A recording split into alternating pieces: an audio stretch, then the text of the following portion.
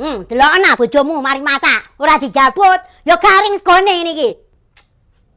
Ya wis ngene lho, Mak. Kenapa gak dijabut? Karena bojoku iki gak iso lek misale mangan sego adem. Ancene kemayu kok bojomu iku lho. Kon mbadok sego karak iku sak mejikome. Ancen mejikomu ae sing rusak. Rusak kakekmu ayo belanono ae ku landak lemon. Ya ancene rusak kok ket wingi. Makane aku kate nukokno ambek bojoku. Ya le, ancene rusak, aku gak enak arep ngomong awakmu. Ya wis malah aku ae lek ngono, tuk Magicom, ndang siap-siap saiki. Ya wis le, apik iki ana gambar-gambare gak apa-apa. Ya wis, mama kan seneng sih kayak gambar-gambare. Ya. Ya wis tak golekno nggone bojoku sih.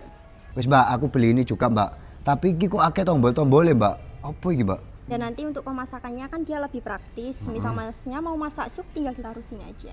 Oh, jadi praktis Mbak ya? Iya. Kalau mau masak sup gitu-gitu ya? Iya.